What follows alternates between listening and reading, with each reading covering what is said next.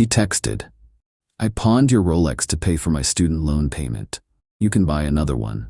The watch my deceased father left me." I replied, "Thanks for letting me know." Then I filed a police report for grand theft. When the detectives arrested her at her mother's birthday dinner. Original post: I, 35 male, got the text at 11:23 a.m. on a Thursday while I was in a meeting. My girlfriend Natalie, 32, and I had been together for 2.5 years, living together for the last 8 months in my condo. The full text read, "Hey babe, just FYI, I pawned that old Rolex from your dresser to make my student loan payment. Was gonna default otherwise. You make good money, you can just buy another one. Love you." I stared at my phone, read it 3 times. That old Rolex was a 1971 Submariner my dad wore every day until cancer took him 18 months ago. His final gift to me. The last thing he ever gave me. I excused myself from the meeting, walked to the bathroom, and sat in a stall, just processing. Then I typed back, "Thanks for letting me know."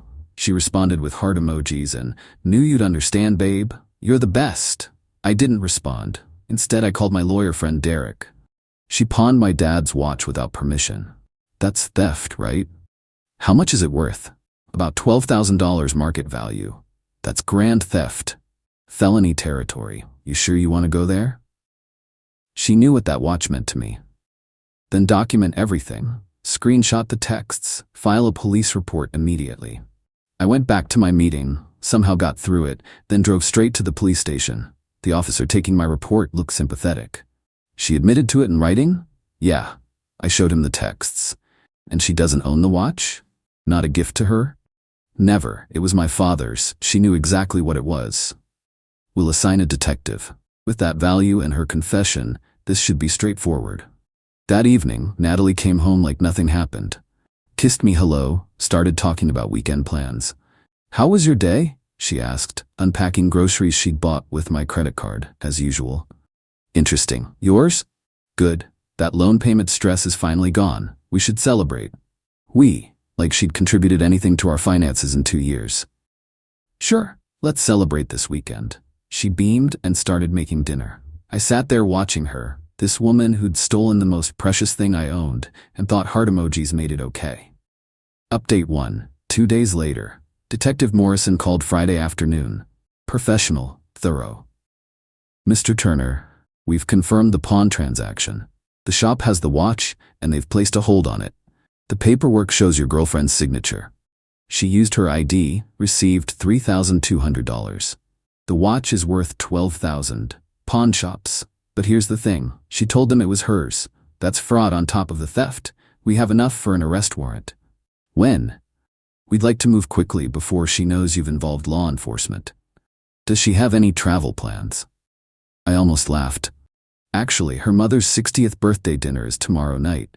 Big family thing at Rosewood Restaurant." There was a pause. "That would certainly ensure she's located. 7 p.m., reservation under her mother's name, Gloria Hutchins. We'll handle it discreetly, Mr. Turner." That night, Natalie modeled the dress she'd bought for the dinner. With my credit card, naturally. "How do I look?" "Beautiful," I said honestly. She did. Beautiful, entitled, and completely oblivious. "You're still coming, right? Mom really wants you there. Wouldn't miss it." Saturday, I got ready normally. Natalie fussed over her hair, her makeup, everything perfect for Mommy's big day. We drove separately. I claimed a work call might run late. I arrived at 7:15. The family was all there. Gloria, Natalie's sister Bethany, her brother Anthony, aunts, uncles, cousins. About 20 people at a long table. Natalie waved me over, patting the seat next to her. "You made it. Told you I would."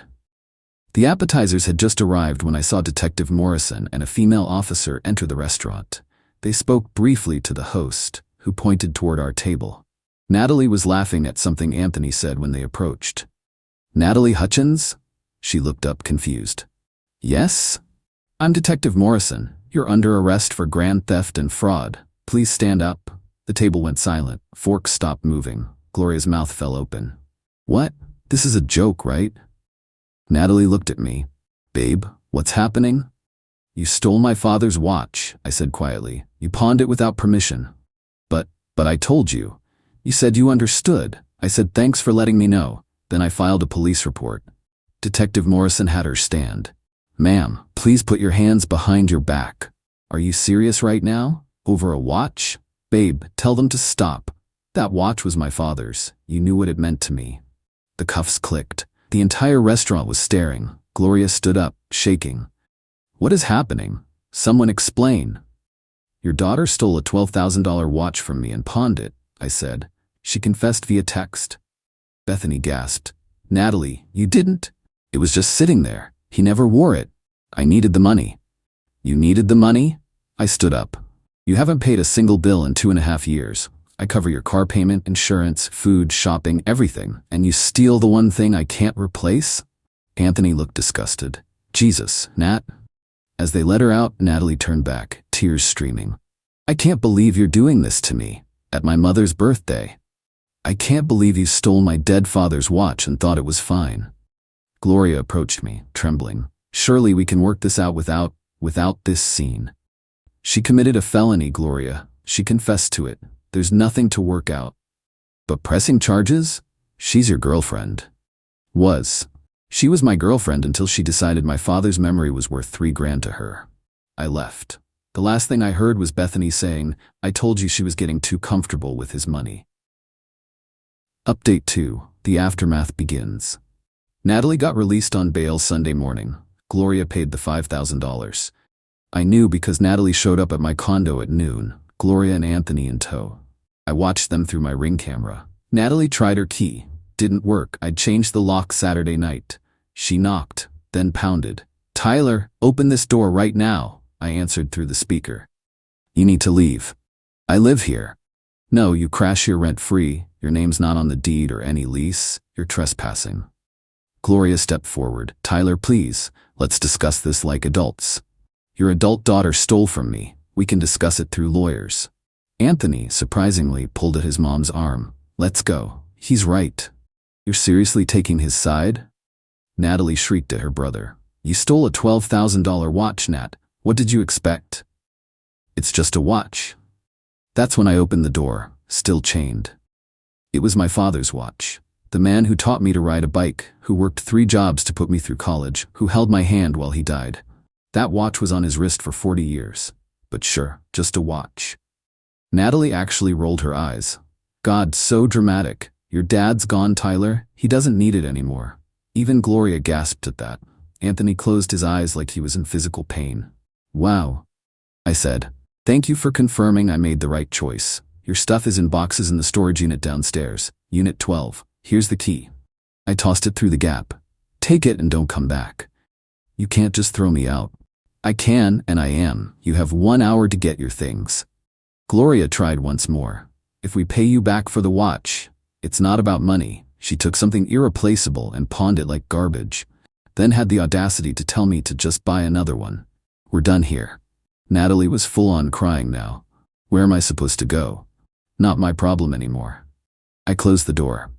Update 3, Monday morning escalation. Monday, 8 a.m., I got a call from my credit card company. Mr. Turner, we're calling about several unusual charges on your account. My stomach dropped. How many?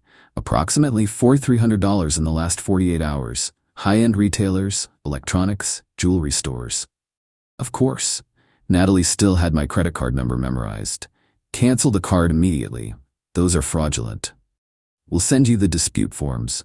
I screenshot every transaction. Then I called Detective Morrison. She's adding credit card fraud to her charges?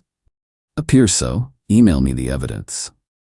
Then came the social media campaign. Natalie posted a sob story about her abusive ex who had her arrested for borrowing something and was now making her homeless. She claimed I was controlling, manipulative, that I'd isolated her from friends and family. Her friends ate it up. My Instagram and Facebook inboxes filled with messages calling me heartless, abusive, pathetic. Someone found my LinkedIn and messaged my company saying they employed an abuser. I didn't respond to any of it. Instead, I posted one thing. Since there seems to be confusion, my ex-girlfriend stole my deceased father's Rolex and pawned it without permission. When confronted, she said I should just buy another one. I filed a police report for grand theft. She's now also committed credit card fraud. I have receipts for everything. I attached her original text and the pawn shop receipt. The tide turned quickly. Half her friends deleted their messages. Others doubled down, saying I was cruel for involving police. Then Bethany commented, "Natalie, just stop. You know what you did was wrong. Mom and Dad have been enabling you for years, and now you're facing consequences. Tyler, I'm sorry about your father's watch." Natalie called from Gloria's phone an hour later, screaming, "How dare you turn my family against me?" "I didn't. You did that yourself. Bethany is supposed to support me. Maybe she's tired of watching you use people." "I didn't use you. I loved you. You loved my wallet. There's a difference. You're going to regret this. I'll make sure everyone knows what kind of person you really are." "Good luck with that. I have your confession in writing." She hung up. That afternoon, my company's HR called. They'd received an email from Gloria claiming I was harassing her daughter and creating a hostile situation. She demanded they take action.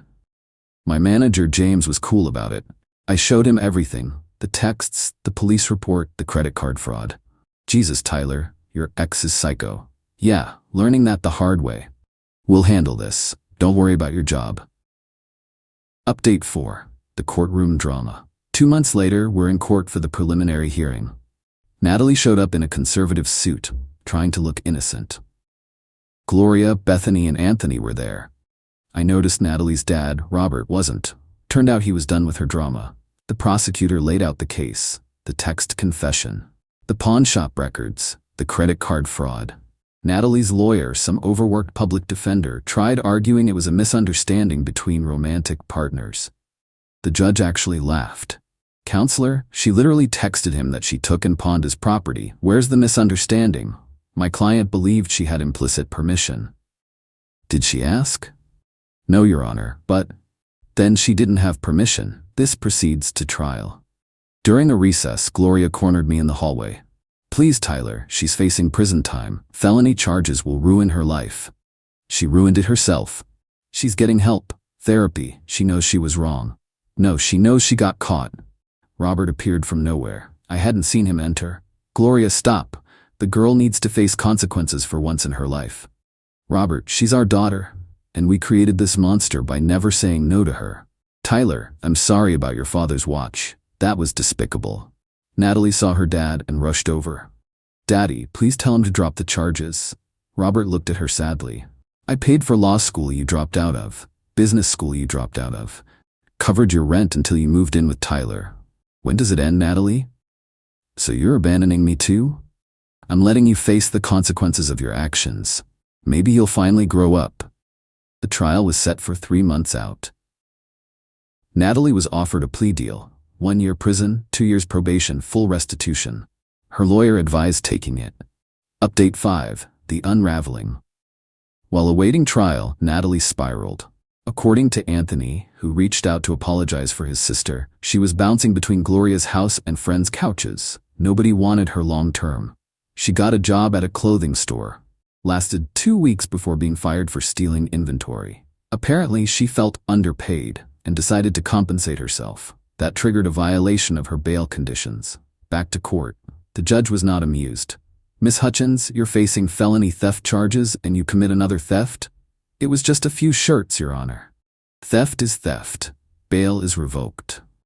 Natalie spent the next 2 months in county jail awaiting trial. Gloria called me crying. "She's in jail, Tyler. Actual jail. Are you happy now?" "I'm indifferent, Gloria. She made her choices. How can you be so cold? How can you still be enabling her? She's 32 years old." The trial finally came. The prosecutor presented everything methodically. The texts, the pawn records, the credit card fraud. Character witnesses testified about the watch's significance. My uncle talked about how my dad wore it every day for 40 years, how he'd specifically wanted me to have it. Natalie's defense was basically that she didn't think I'd mind, that I was overreacting, that couples share property. The prosecutor destroyed that. "Miss Hutchins, did you ask Mr. Turner before taking the watch?" "No, but did you tell him before pawning it?" "I told him after." "So you took it secretly, pawned it secretly, then informed him after the fact?" "When you put it like that, how would you put it?" "I needed the money." "So you stole. It wasn't stealing. Taking someone's property without permission is literally the definition of stealing." The jury deliberated for 2 hours. Guilty on all counts. Update 6. Sentencing and consequences. Sentencing was brutal. The judge considered the violation of bail, the additional theft, the complete lack of a remorse. Miss Hutchins, you've shown a pattern of entitlement and disregard for others' property. You stole a family heirloom, showed no genuine remorse, committed additional crimes while on bail, and throughout these proceedings, you've blamed everyone but yourself. 18 months in state prison, 3 years probation, full restitution of $12,000, plus the $4,300 in credit card fraud. Natalie collapsed. Gloria wailed. Robert sat stone-faced. Anthony just shook his head. Bethany wasn't even there. She'd washed her hands of the situation. As they led Natalie away in cuffs, she looked at me one last time. I hope you're happy. You destroyed my life over a stupid watch. I didn't respond. There was nothing to say. Gloria followed me out. She loved you, you know. No, Gloria, she loved what I provided. There's a difference. You could have just talked to her. I could have, but she could have not stolen from me. She made the first choice. Update 7. The aftermath. It's been 6 months since sentencing.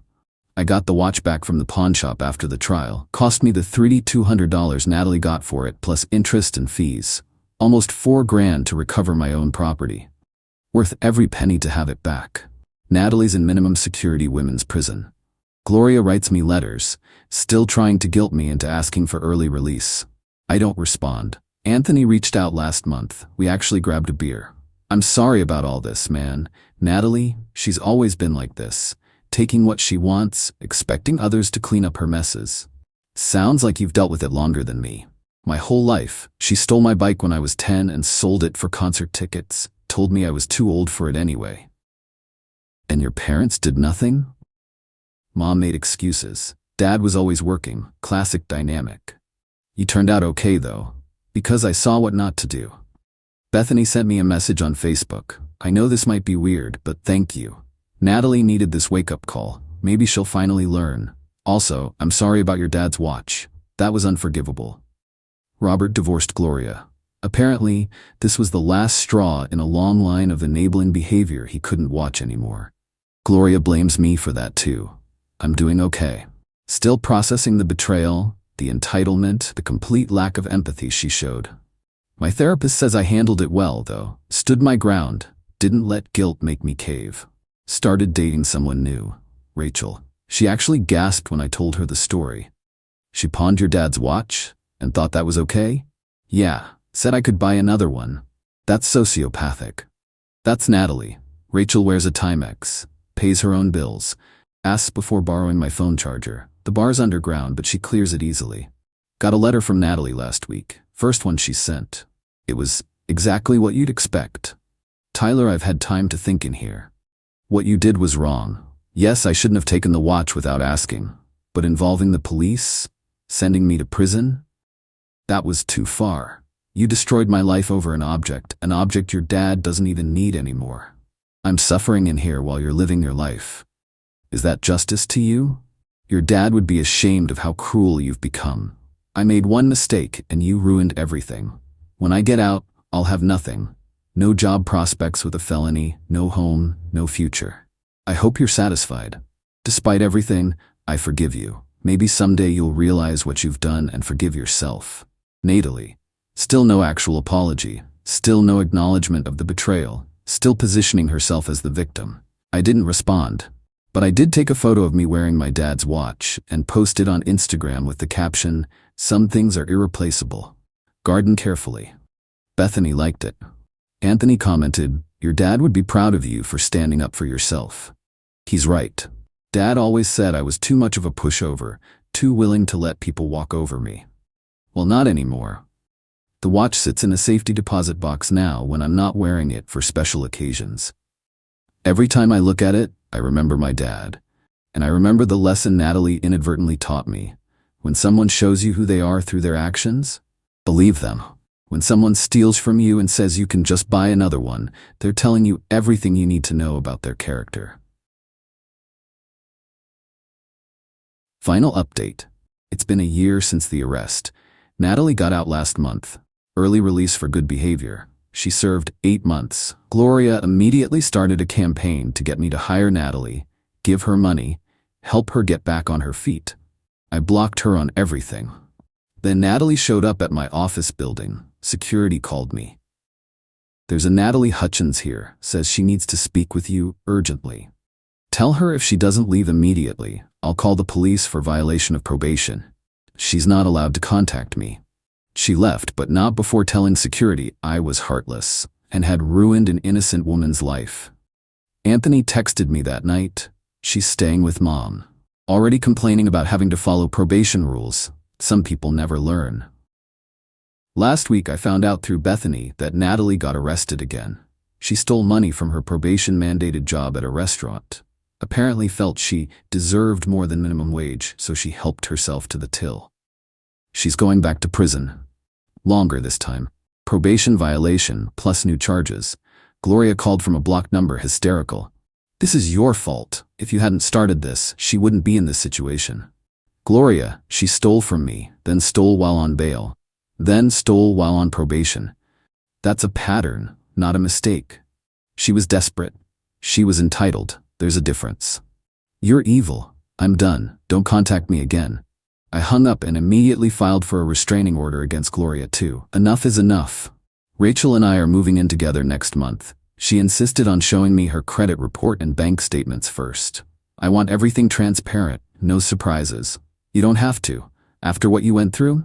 "Yes, I do. Trust but verify, right?" She's the opposite of Natalie in every way. Responsible, empathetic, independent. She saw my dad's watch and immediately understood its value wasn't monetary. "It's beautiful. The scratches and wear, that's your dad's life on that watch." "Yeah, exactly. I'm glad you got it back." "Me too. Robert reached out recently. We had coffee. I failed her," he said quietly. "Gave her everything, never made her earn anything. Now she's in prison because she never learned actions have consequences." You can't blame yourself entirely. Can't I? Every time she stole or lied as a kid, Gloria made excuses, and I just worked more, avoided the conflict. Now look where we are. She's an adult. Her choices are her own. True, but we shaped the adult she became. You did the right thing, Tyler. Maybe if someone had done it sooner. He didn't finish. Didn't need to. Life's good now. Peaceful. Drama-free. The watch sits in my safety deposit box except for special occasions. My dad's birthday, Father's Day, the anniversary of his death. When I wear it, I think about him. His work ethic, his integrity, his refusal to let anyone take advantage of him. He'd be proud I didn't let Natalie get away with it. Proud I stood my ground. Proud I protected what he left me. Sometimes the best revenge isn't elaborate. It's just refusing to be a victim. It's saying no and meaning it. It's letting someone face the consequences they earned. Natalie thought she could take what was mine because I'd always given her everything else. She thought wrong. And she's paying for that miscalculation. That's not cruel, that's justice. The watch ticks on, keeping perfect time, just like it did on my father's wrist for 40 years. It'll tick on my wrist too, and someday my son's. Because some things are meant to be preserved, protected, and passed on, and some people are meant to be left behind.